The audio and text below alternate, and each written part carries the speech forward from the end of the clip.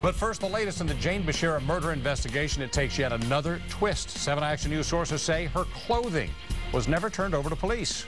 Good evening. Thanks for joining us. I'm Stephen Clark. And I'm Carolyn Clifford. 7 Action News reporter Smitha Kaloki learned that Grosse Pointe Park police apparently waited too long.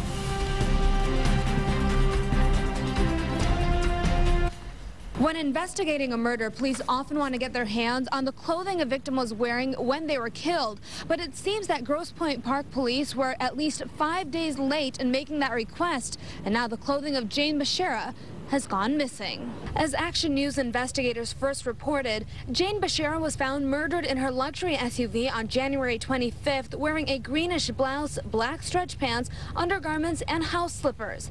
The SUV, along with Jane's body and clothes, were taken to the Wayne County Medical Examiner's office for an autopsy. The ME ruled Jane had been strangled.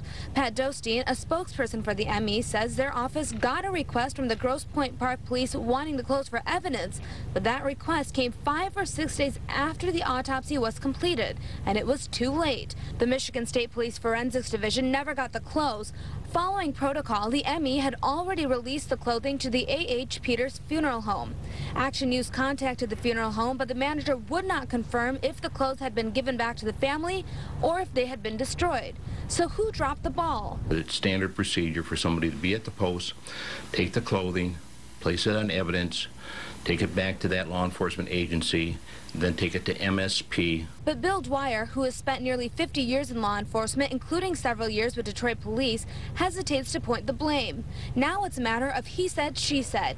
DPD released a statement saying the items of clothing recovered from Jane's body were sent to the MSP lab for testing. But MSP says it never got them, and Grosse Pointe Park police aren't giving up any comment.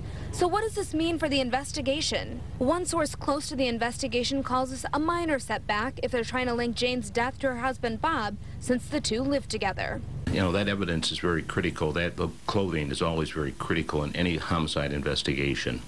From Grosse Pointe Park, Smitha Kaloki, 7 Action News. So DPD says the clothing has been sent to MSP. Well, late today, a 7 Action News source close to the investigation tells us that apparently Detroit police investigators have had the clothes all along, but if they sent them to MSP, they haven't arrived at either the Northville or Sterling Heights labs yet.